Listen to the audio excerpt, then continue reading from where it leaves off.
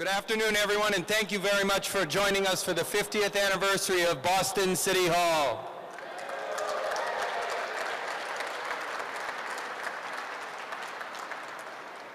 Welcome. My name is Pat Brophy, and for the past 4 years, I've had the privilege of serving Mayor Walsh as the city's Chief of Operations.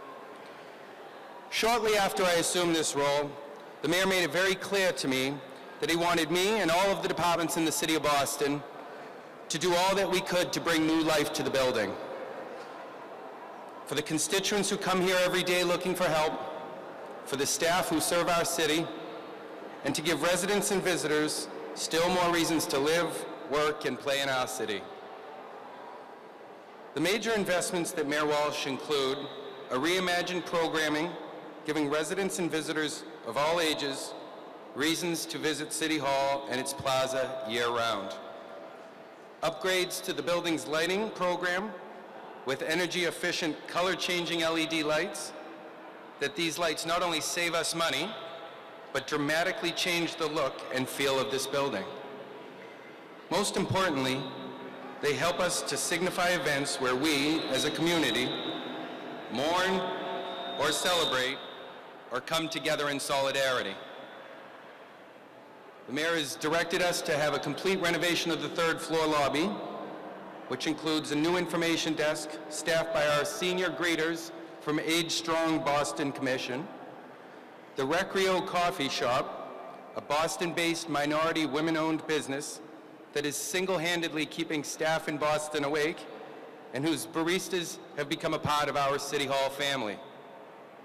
An accessible and interactive self-service information kiosk capable of multiple languages to better serve our residents and visitors. The treasured employee entrance, which reduces wait times to get into the building, that I know many people enjoy, and our security enhancements like cameras and shot spotter technology to keep everyone here safe at all times. But our efforts didn't end there. City Hall has been made more accessible for all people of all physical abilities, with improvements to the City Council chamber, bathrooms, and more. We've installed new digital signage to make navigating this very complex and oftentimes confusing building a little bit more simple and easier to navigate, as well as improvements to the second floor transactional spaces so people can come in and easily get marriage licenses, pay parking tickets, and get birth certificates with ease. No matter how big or how small the improvement project is, our goal and the mayor's direction is to enhance the unique architecture of this building and make this place as welcome and accessible as possible.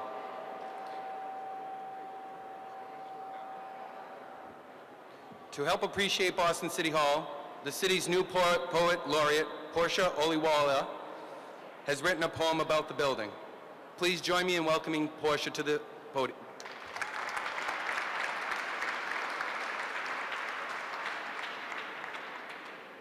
Good afternoon, everyone. I'm very excited to be here. Thank you so much. It's great to have such a wonderful work of art also inspire art. So this poem is in the form of City Hall. Seemingly, the grisly and gray are fabled to belong to no place and not within. The hideous is said to cause pause often and force breath to reverse wind. The closer we look to the soaring, the more we shall behold. Becoming brute, concrete creation, city-crossed Colosseum, emerging stone sun we gather to. Thank you.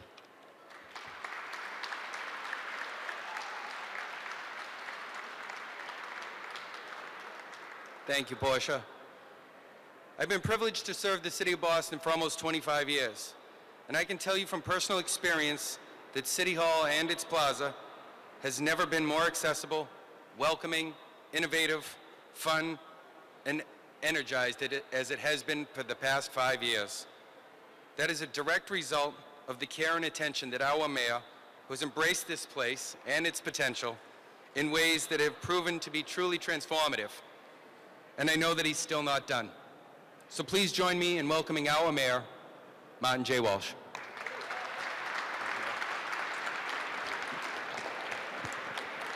Thank you, Pat. And I want to begin by thanking Pat and his team who are doing some incredible work here, opening up City Hall for a place for all Boston residents to feel welcome on the inside of the building. And as we see slow transformation on the outside of the building, we're going to see it over the next 3 years, really a transformative space on the outside, where it will be even more of a greeting place than it is today, a meeting place than it is today, a place to come and enjoy the sun, enjoy grass, enjoy trees, enjoy whatever else we put out there.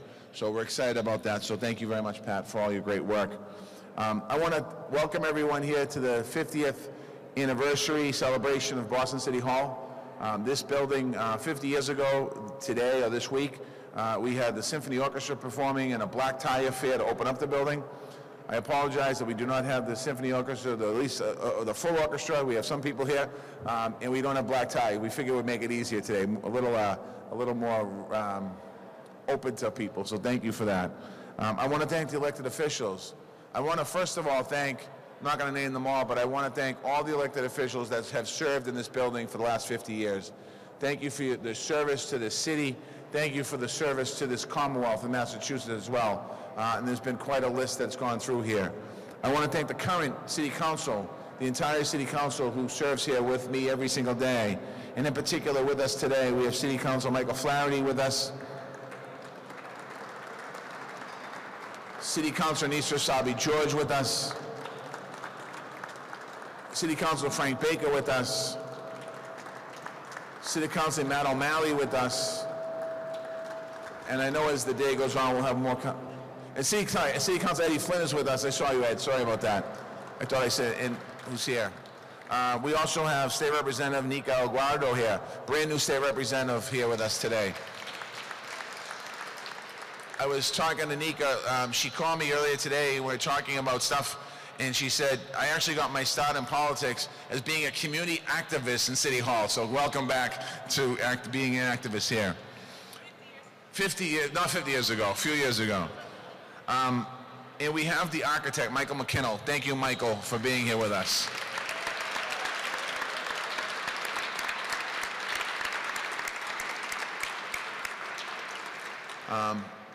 You know, I want to, I just have to go through a few more thank yous. The Public Facilities Department, Property and Construction Management Department. I know Pat talked a little bit more about what's going on here and their great work. Recreo Coffee, in particular Miriam and Hector Morales, thank you for every single day providing incredible coffee and snacks and goodies. I want to thank our own cafeteria staff that's in this building, that when we thought about opening up and bringing a coffee shop in, what the impact would be on them, and they were open to the idea, and I want to thank them as well for having an open mind, making sure that we want to change what we have here, so I appreciate it. The students from the Boston Architectural College whose drawings are displayed right here on the mezzanine, it's great to see this building used as your classroom, and I want to welcome you here and thank you. The mural crew, our own mural crew from the Brutalist photo booth over here. You can take a picture if you'd like in a little while before you leave. The students from the Madison Park Culinary Program who worked for weeks to make this birthday cake, and these are our kids in our schools who did this. Madison Park High School. And I would put them up against any bakery we have in the Commonwealth of Massachusetts. So just remember, this is what's going on in our school, what our kids are doing, so I want to thank you for that. I want to thank Uninas Tas for the ensemble that's here today. Thank you for the beautiful playing. You're down on the level downstairs there playing. It's been 50 years since this building first was dedicated. At the original ceremony, it was Mayor Kevin White, that said City Hall should make people feel like it's theirs. I had a chance to talk to Michael really briefly here. It was Mayor Collins' vision before Kevin White to create not just City Hall, but Government Center. And we owe a debt of gratitude to the mayor. because of what he was able to do here with creating Government Center, which is the hub of government here in Massachusetts for the most part, because steps up the hill on Beacon Street is the State House. And having people to be able to come to an area and understand where their government is. So within a matter of 2 blocks, we have a federal building next door, we have the City Hall here, we have the State House up the street, we have many other services that are provided right in this area. So I want to thank Mayor Collins. I want to thank Mayor Collins for his vision. I want to thank Mayor Collins for his investment, his bold leadership and ideas as far as creating something that it's the people's house. I want to thank you for that. I want to thank Mayor Kevin White for moving that forward and continuing serving as the mayor. Mayor Ray Flynn followed Kevin White. Thank you, Mayor Flynn. And I want to thank his son Eddie, who now serves on the Boston City Council. Mayor Menino, I want to thank Mayor Menino, who served right before me as mayor in the city of Boston, who served in this building. All of the city councilors, as I said earlier, thank you. A lot of great things happen here in this building. We are all about making sure that we deliver services for the people of our city, and that is what this building has done for 50 years. What we're looking at now as we continue to move forward, City Hall is People's Hall, and we want people to feel that way. Whether you work here every day or for a moving permit, it's a center of government. It should be so much more than that. People are married here. Families record their births here. It's a living building at the heart of our community. And I have to be honest, because during the mayor's race, and it was kind of put up on Facebook today or someplace, during the mayor's race, I talked about, is it time for us to create a new city hall? Is it time for us to build a new building? Can we use this space for something better? And I've been mayor for 5 years now, and the more I come into this building, the more this building comes to life. And I think part of it was because, sorry, Michael, I came from the State House. So the history of there, and I came here, well, this is only 50 years old. Over there, we're hundreds of years old. And what we're doing now, the work on the plaza is going to bring the City Hall to life. We're going to fulfill the dream that was originally created in the building was built, and it was up to the future of our city to bring the building to life on the outside. And that's what we're in the process of doing now. This plaza, as I said earlier, will be a place where we bring people together, and it's going to mean much more than just a yearly victory parade. It's going to be a space where people can come and enjoy. In the past 5 years, we've created a welcoming plaza with events like Boston's Season Skating Rink. We've had rinks out there, the lawn out the back. We had the beer garden on the other side. We have cookouts on the plaza. We had concerts on the plaza. We had so many different events on the plaza ice cream Super Bowl on the plaza. All these different events, Forbes 30 under 30 on the plaza. And we're going to continue to bring our plaza to life as a gathering spot for many people. We're going to look at new ways of creating opportunity. We're also going to continue a comprehensive renovation of City Hall Plaza and City Hall itself. We're able to do some work with the direction and the help of the Boston City Council to make the council fully accessible. We're able to make sure that people that came in that wanted to testify, not from a microphone in the back of the room, but from the well of the chamber in the front of the room, we've been able to change that and making our building more inclusive. So we're going to continue to make sure that we reimagine and revigorate and inspire the original design of this building to make this building continue to be what it should be. And I want to thank all of you for being here today. The younger people that are here today, this is a historic day. Because 50 years when this building opened up, it was transformative. It was different for the city of Boston. And 50 years later, the people that work in this building, we all have the opportunity to work in a place that the people that came before us thought very hard about what this building would mean for the city of Boston. So I want to congratulate all of the staff, all of the aides, all of the people that work in City Hall every single day. Thank you. And to the people of Boston, happy anniversary. This is your building. You should be proud of what happens in here, and thank you very much.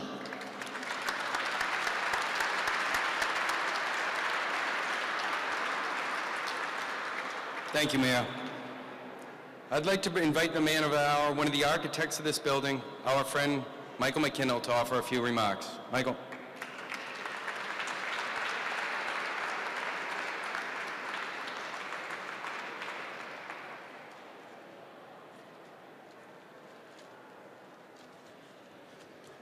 Architects tend to imbue their buildings with sort of anthropomorphic characteristics. They like to think of them as people. But a building speaks through its architecture, which is a silent language. So I will try to put into words, a few words, what I think the building and the plaza would say if it could talk today.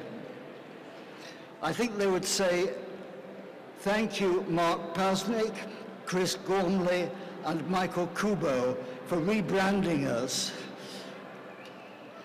50 years was quite enough to be a brutalist. We much prefer to be heroic. And thank you for Boston for allowing us to stay here. I know at times you must have thought we were something of an ugly duckling and should probably go over to the pool in the Commons. But most of all, the building would say, thank you, Mr. Mayor, for throwing this lovely birthday party. But even more for beginning the process of preparing us, the building and plaza, for the next 50 years of service. All civic buildings need a patron, and we have found ours.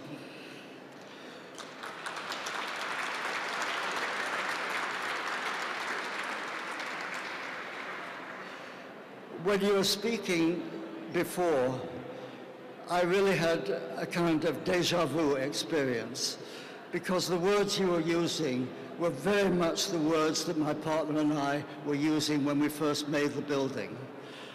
And we're so grateful that you are beginning to realize the building's potential as a people's building.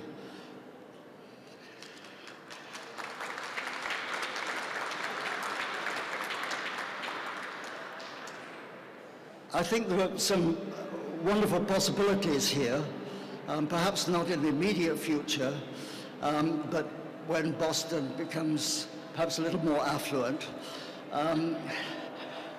I know you have always problems. Mayors always do.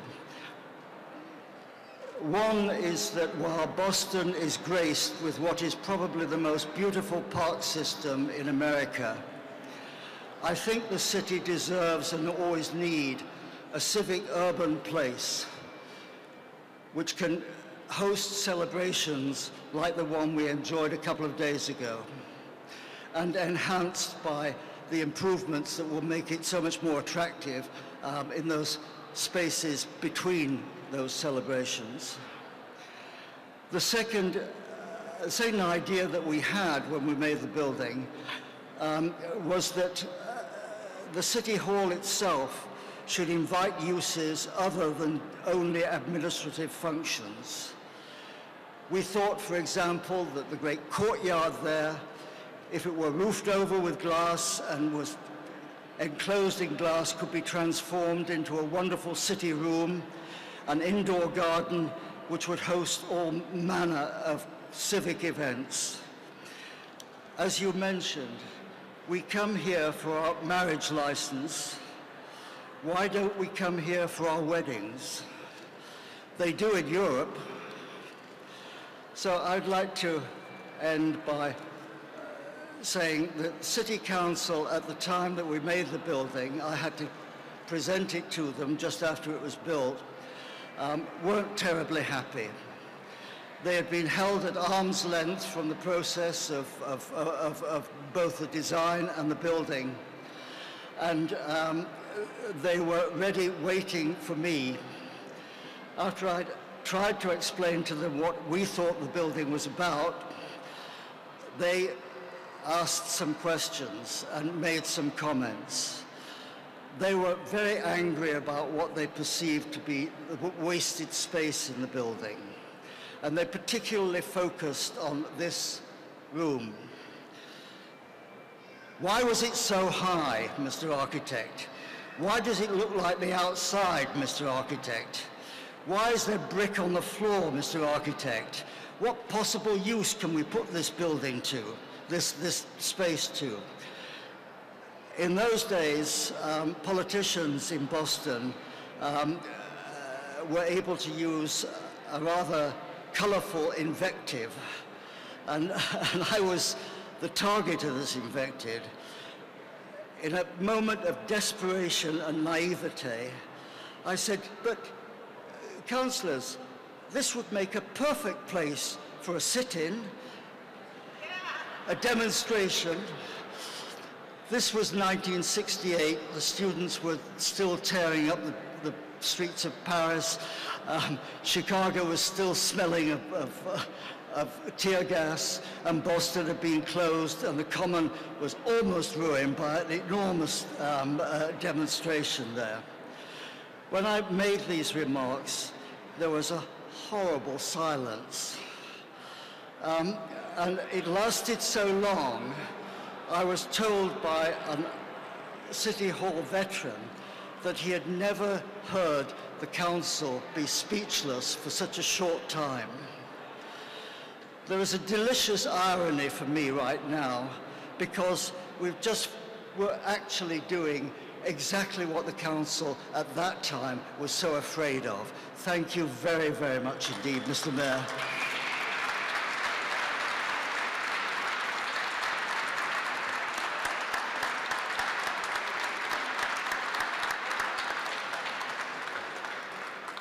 Thank you, Michael. The more things change, the more they stay the same, right? So thank you for everything that you have done for us, and thank you for your generosity with time and efforts and helping us with the guiding us in the upcoming renovations.